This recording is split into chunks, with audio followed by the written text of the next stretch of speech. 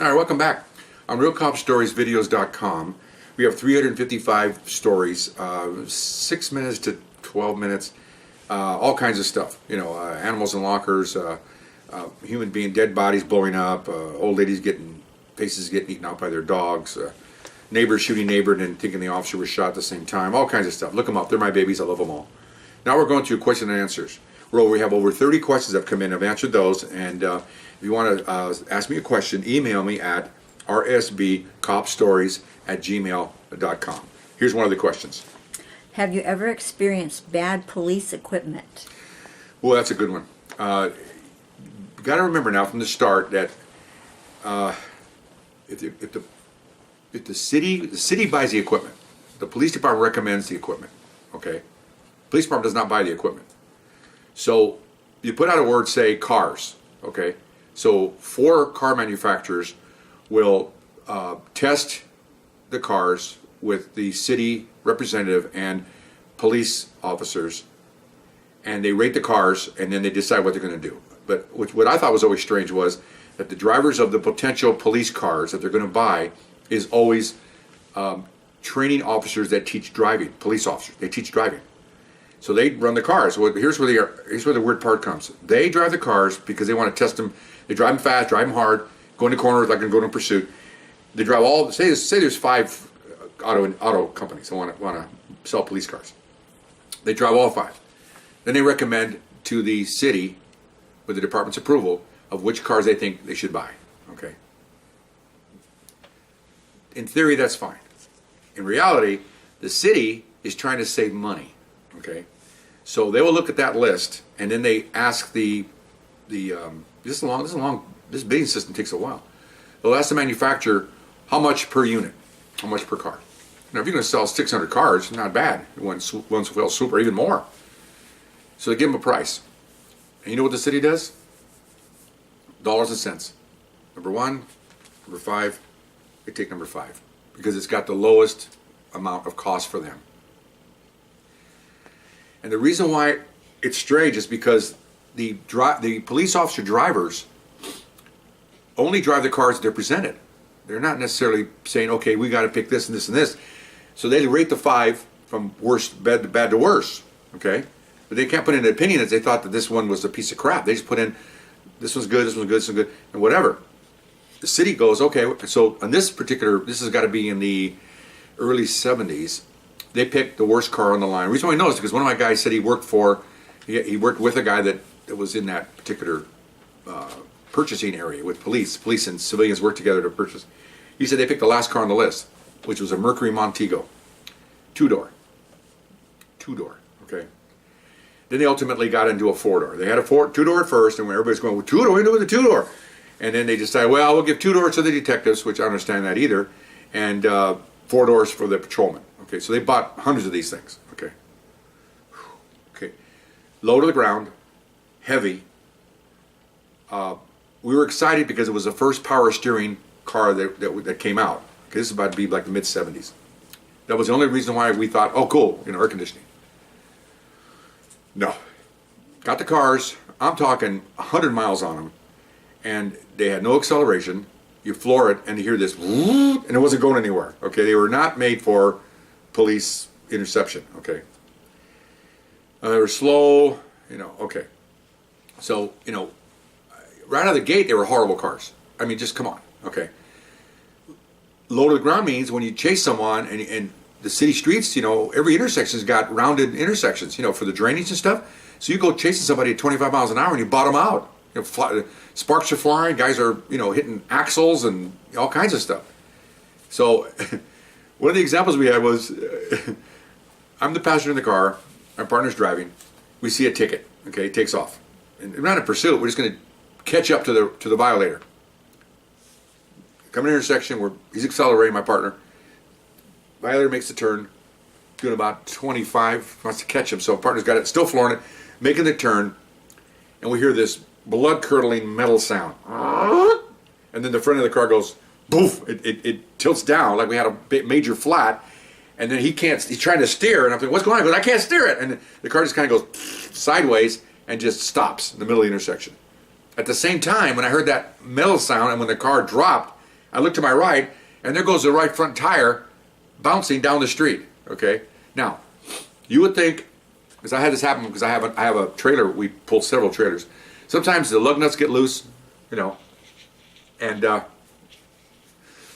wife and I had this happen to us on the freeway. The tire gets loose and it's heading eastbound, and we're going the other way, and people come up behind us and go, "I just saw your tire going on the freeway, bouncing, boing, boing." Okay, because it comes off the wheel. No, this is not that situation. The axle broke. So now what's bouncing down the street is about 80 pounds or 90 pounds of tire, rim, and the brake assembly. It's bouncing down and fluid's coming out, and the reason why he couldn't stop is because he's put his foot on the brake and the brake pedal went all the way to the floor. Okay?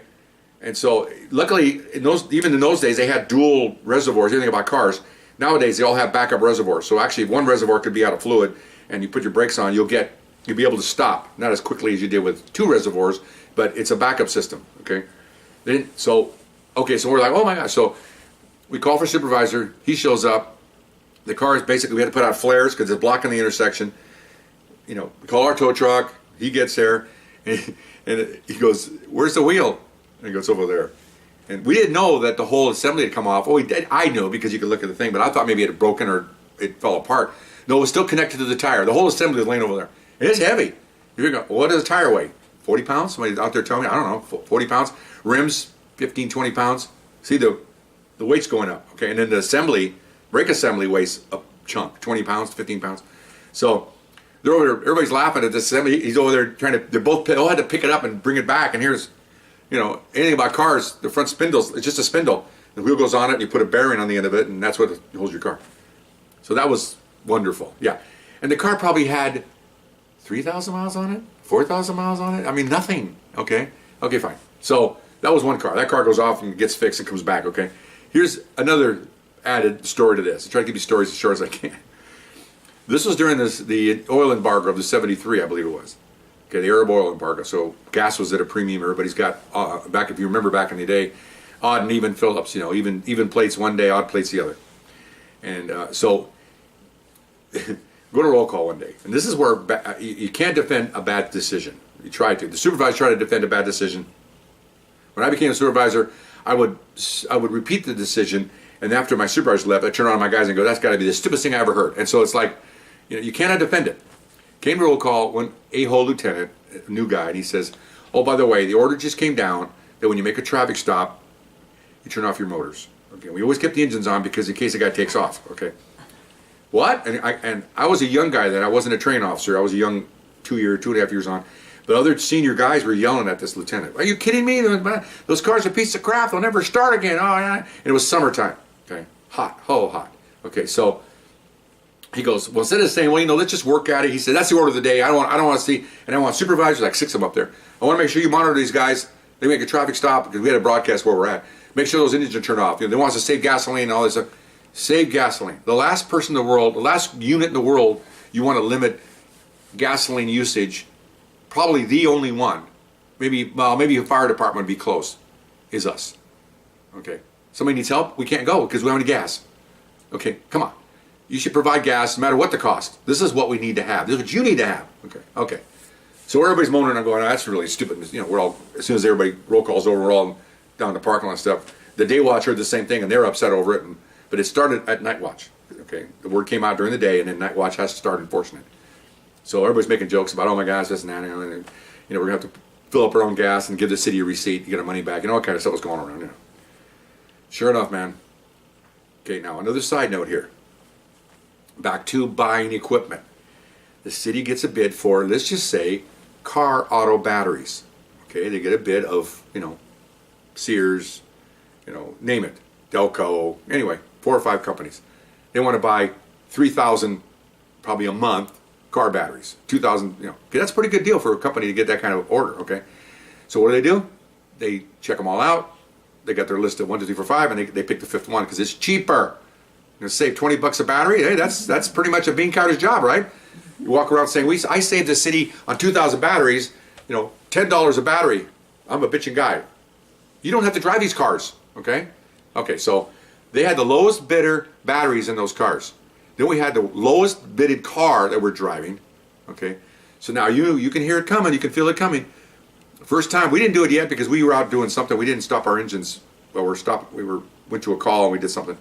But as soon as we get back to the car, we hear, so-and-so requesting a supervisor, because all the supervisors had jumper cables. Oh, and by the way, at roll call, the guys were yelling, hope you have a little jumper cables, and Lieutenant goes, every sergeant says they should have had jumper cables, Okay, fine. Tonight, he used them. I probably heard at least 15 calls go out for jumper cables all night long. And that's the ones I heard. There was other ones I didn't hear because I'm inside, I'm handling family disputes or whatever. We needed a jump because you turn off your motor, it's hot. You know anything about batteries? They're made of plastic and lead, They get hot, the tops, in the old days, the tops would get hot, and you could actually see the top start to not melt, but it'd start to depress at top. Okay, that's not good. That's cheap. That's cheap plastic. It's cheap batteries. So cars turn off. People like you, the citizen, be calling for help. Guys can't. You get one car far away because the cars that are nearest them, their engines won't start. They had to be jumped. So all of a sudden, all night long was running from one call to another. Lieutenant even got out there and jumped a few cars. Okay, so that happened that night, and morning shift, all morning shift. By the next day, we came to work around 2. I came to work we started at 4. I came to work at like 2, shine my equipment, talk up, see what's going on. When the guys go, hey, guess what? They changed the rules starting with PM Watch today. What's the rules? Well, they told everybody on day shift to stop turning your freaking cars off. I go, really? Took them that to figure it out? Yeah. And then they said, now, so we get the roll call, and there was a surprise. Lieutenant goes, okay, guys, here's a guy that just defended it. Now he's trying to, He says, because of the problem with gasoline, everybody's going, yeah, no shit, Lieutenant, really, wow, that's surprising. Other guys go, yeah, it takes a college degree to figure that out. He had a college degree.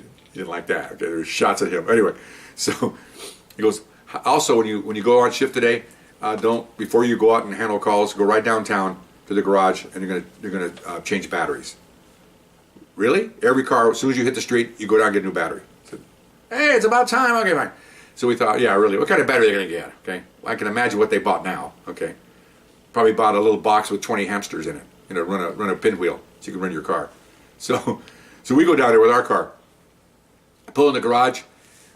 I had to wait in line because there was police cars from all over the city going in there. Okay, they had pallets of batteries, and they were. I'm not trying to pimp this brand, but in those days, during the 70s and 80s, I don't know what it is now. I haven't bought one in years. Diehards from Sears. Very expensive, top of the line. That's why I didn't buy them. I bought the other from a auto store. Yeah, Diehards. Just hundreds of them. Okay, so you pull up, guy run 2 or 3 mechanics come out with wrenches because all the cars are pretty much the same. Battery goes in, running like a dream. Okay, running like a dream. Well, running like a dream in the sense we can start the cars. The cars were still pieces of crap. Okay, so they only kept those cars for I think they bought about a couple of hundred. And we got like 4 or 5 in our division, and they were pretty much used for not even a year, and they were sent back, and they got new cars.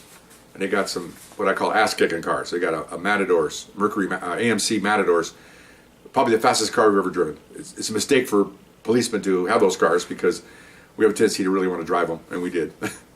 Some engines were blown. Oh, well, what are you going to do? But, so that's the only bright light. But the bad equipment was the car and the batteries, and of course, not able to use gasoline. Amazing. The bean counters, trying to save a buck. Let me think, who's going to suffer from this? Let me guess. Who's going to suffer from cars not starting, police cars not really respond? Oh, that's right, you. Okay. Your officers aren't. You sit around, have a cup of coffee, wait for the tow truck or jumper cables. It's a nice soft night. You don't have to go to half as many calls you have to handle because you can't go to them. That's ridiculous. So anyway, there's a story about police equipment, and there'll be more in the future. Thank you very much, and I hope you enjoyed it. Bye.